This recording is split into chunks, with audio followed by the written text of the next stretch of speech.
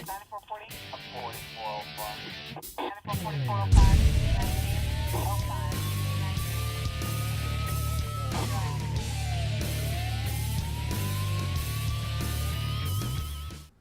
All right, welcome back, crime fighters. It is time for another edition of Calhoun County's Most Wanted, the program where you get to help make Calhoun County better and safer for all of us. I'm Chris Wright, your host, along with Marcus Wood from the Calhoun County Sheriff's Office. Good to see you, Marcus. Good to see you too, Chris. Having a good summer? Summer's going good. It's been a good summer. So spent a little time down in New Orleans, I understand there. yeah, we traveled down to New Orleans for our National Sheriff's Conference to Sheriff and I become Homeland Security Executive Protectors. Got that certification, so we're good. And speaking of traveling, a lot of folks are going to be traveling here in the coming week with 4th of July. That's when a lot of people take vacation time, so we need to make sure that we travel safely. That's right. We're going to try to have patrols out, extra patrols out, make sure people are not drinking and driving. We want people to buckle up and travel safely as they go to visit friends, maybe down to the beach and family and stuff like that. Mm-hmm. And it's also important to keep in mind when you cross the state line, if you're going to be traveling out of state, that the laws are different when you may be traveling. And if you're using your cell phone in your car or other devices in the car, especially Georgia, this weekend they've got a new law that's going into effect. Yeah, they do have that new law going into place July 1st. So, you know, residents should, as they travel, read over the laws of the states they're going into to make sure that they won't be breaking any laws and getting any tickets that may be costly to their vacation fund. So that would be a good thing if they do their research and check up on those. And we've got the details of that Georgia law posted on the Calhoun County Sheriff's Office Facebook page. You might have to scroll down a little bit to get to it because it was a couple of weeks ago that we posted it, but it's on there. So you can find it there, or you can find it somewhere else. Make sure that you know what the law is before you travel into to another place. And basically everything in that law is things that we should be doing in Alabama, whether it's the law or not. Right. Right. So I think it's much safer the way Georgia has it right now. So. All right. Well, let's talk about what our viewers have done for us over the last week. They've helped us arrest 7 people over the last week, which brings our total count to 4,201. 4,201 people found with your help, so we greatly appreciate you tuning in each week for this program and calling in whatever information you have. And we'll have a new lineup for you coming up in just a few minutes here on Calhoun County's Most Wanted. Good evening. We welcome you to the first part of our lineup for this week's Calhoun County's Most Wanted. First up, we have Christopher Hill of Ohatchee, and Christopher is wanted for domestic violence third harassment. Next up, we have Joseph Schuler of Anniston. Joseph is wanted on FTA for use and possession of drug paraphernalia. Here we have Annette Upner of East Aboga. She's wanted for probation violation on possession of controlled substance. Here we have Trey Garland of Thomasville, Alabama. Trey is wanted on failure to appear on possession of marijuana first. Here we have Jeffrey Clark of Anniston. Jeffrey's wanted on a bond revocation for possession of controlled substance. Next we have Warner Posey of Jacksonville. Posey is wanted for attempting to elude law enforcement. That's the first part of our lineup. We ask that you stay tuned for the second half of our lineup of Calhoun County's Most Wanted. All right, we'll have some more bad guys for you here in just a few minutes, but right now we want to welcome someone home. She's been home for a little while now, but Riley Johnson is the newish director for Main Street Anniston. It's good to see you, Riley. Thank you. Thank you for having me. And so you grew up in this area and went off to Birmingham and did several things over there, and now you're back home. I did. I grew up right down the road in Golden Springs. Went to school locally. Went to UAB for college and for my master's program, and spent some time in Birmingham, learned a lot in Birmingham, and found some things that could really be applied here. So this job as the director of Main Street Anniston became available, and it just seemed like the right move. So I'm really excited to be home. I'm excited to be able to make some changes in my hometown and hopefully get other people excited and on board with that program too. Of course, we say new, but you're not brand new. You've been here since the beginning of the year. Yes, so it's crazy to think that it's already midway through the year. I've been in this job since about January now, mid-January. So not quite 6 months, almost made it through half of a budget year. So we're getting back into budget cycle for this job. Yeah, watch that calendar, Marcus. Only 6 more months to do your Christmas shopping. That's true. Yeah, he's starting to actually think about that now. All the best ones do. Got to get that done. But so okay, you've come home. Mm-hmm. You've got an opportunity to make a difference. What are you seeing that is a great opportunity that Anniston can seize? I think the best opportunity that Anniston has are the amount of people who are interested in getting involved. I think there's just not a central way for people to get involved. Something that I've really come to realize over the last few days is that there's a lot of people who really want to see change and want to make change and be active in that. But maybe don't know where to go. So I think Main Street Anniston, we're working through a program of events throughout the rest of the year, but we also are working on new programs to really get the citizens of Anniston involved, because we are not going to move our city forward until we have everybody's participation and everybody's buy-in. So I think that's something that Main Street is really going to be able to foster over the next several years. I think that's a great point, because I do see so many individuals that just start doing things and they make great things happen. The Noble Street Festival is probably the jewel of the downtown events, and that got started by people that just had a passion for the biking and bringing that in. And still on the biking thing, I've got a friend that was involved with the Coldwater Mountain Trails, and now they've actually created a position and he's got a job helping to keep those up. So it's people working, getting things done, and then the city coming in and helping coordinate and make things possible that individuals can't do on their own. Right, yeah.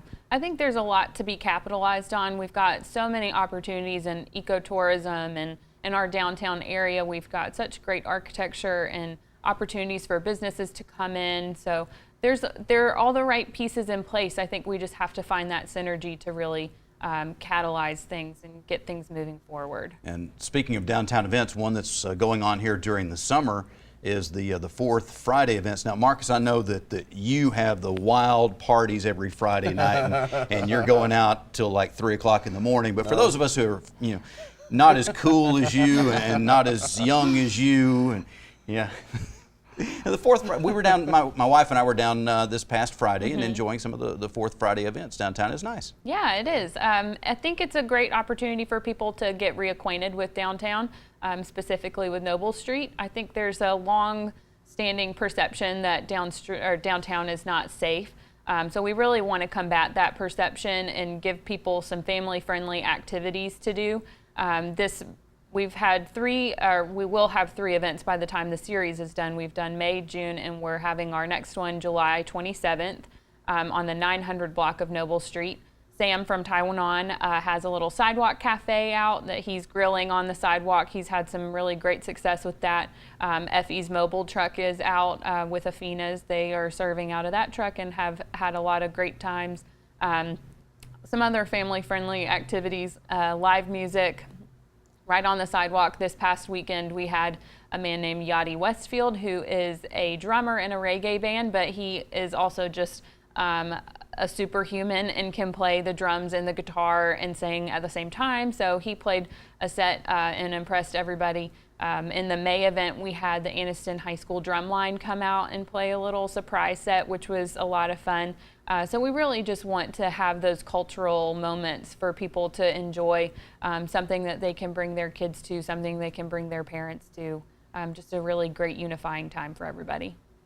And I think sometimes we run into the trap of comparisons, and we've got our Fourth Friday in downtown Anniston, and it's not exactly the same as a First Friday in another community or something, and we tend to compare that, but you know what?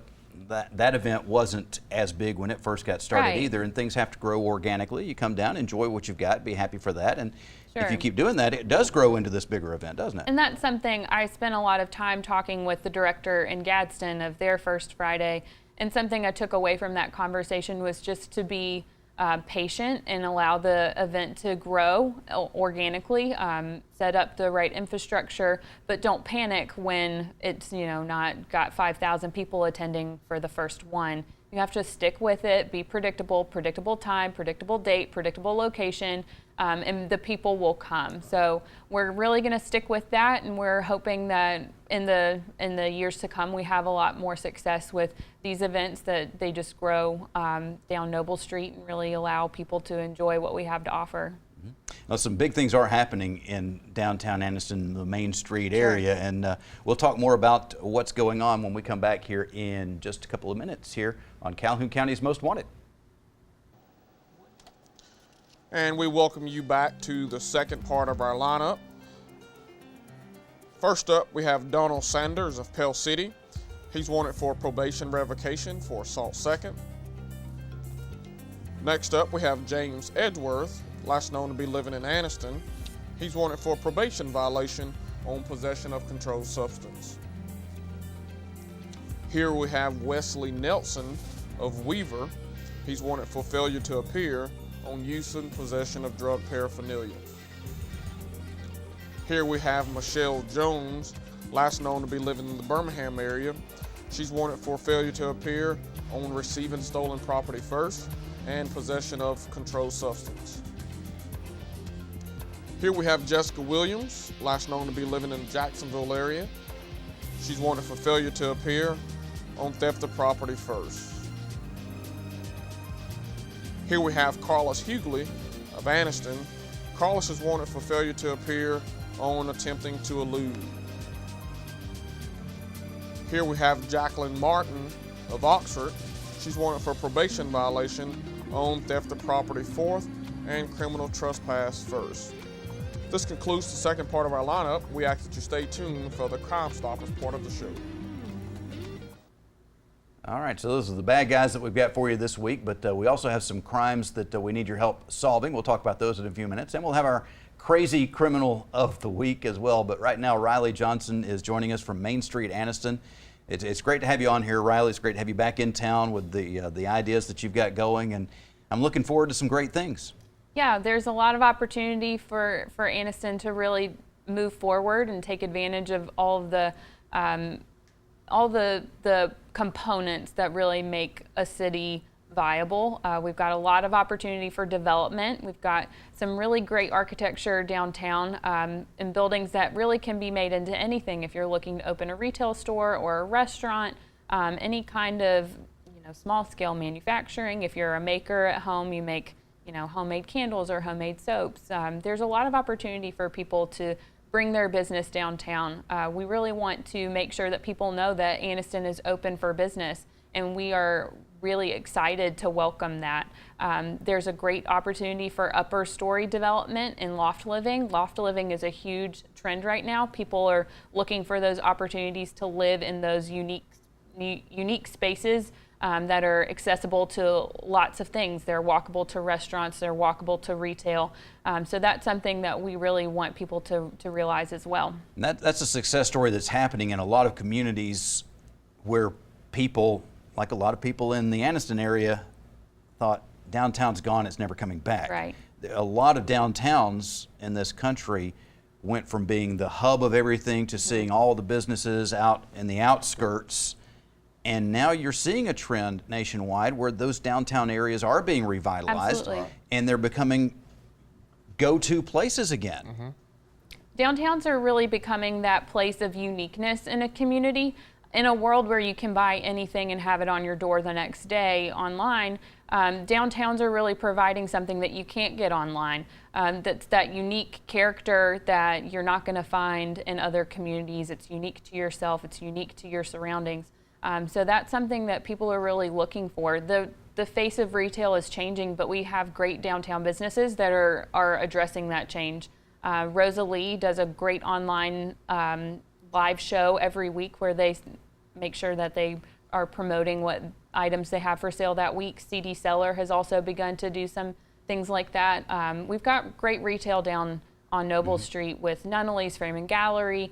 Simply Shabby has all kinds of home decor. There's some apparel as well. She does refinishing of furniture. So if you're looking for that, one-of-a-kind farmhouse table that you don't want to redo yourself, she can help with that kind of project. Alexander's on Noble has all kinds of things in his shop. So. And what I'm noticing here, the trend there is these are not big box store, big national companies.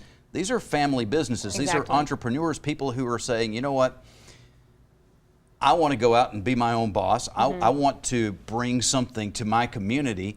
And the good news is downtown Anniston, even though we've seen some rebirth and growth in there, there's still a lot of space that is open and available and not expensive. Absolutely.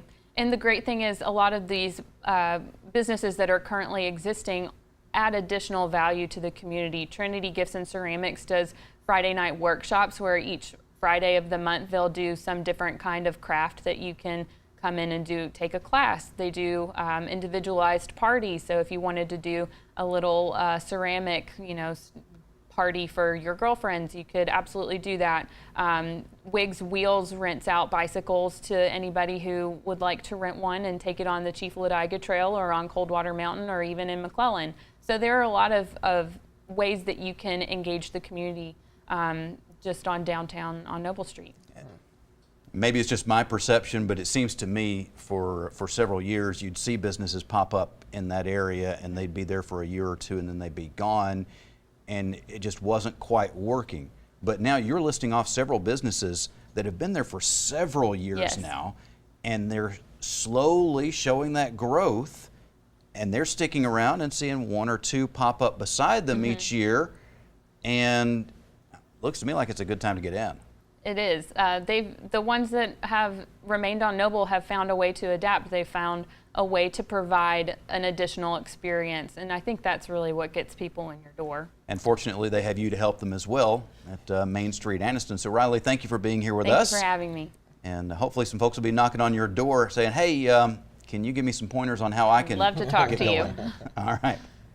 Okay, we'll be right back in just a few moments here. We will have the Crime Stoppers segment of the show and our Crazy Criminal of the Week on Calhoun County's Most Wanted. And welcome back to the Crime Stoppers part of our show. Our investigators are working some cases that they need your help on. On May 14th, 2018, between the hours of 6 a.m. and 12:30 p.m., a white 2003 Dodge Neon was stolen from a location on Smith Street in Oxford. Tips have led to believe that it has been sold illegally.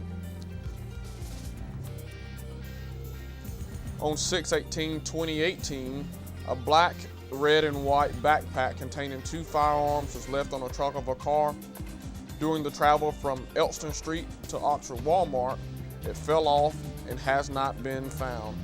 If you have any information on the people in the lineup or any of our Crime Stoppers, we ask that you contact Crime Stoppers at 256-238-1414. We want your information and not your name.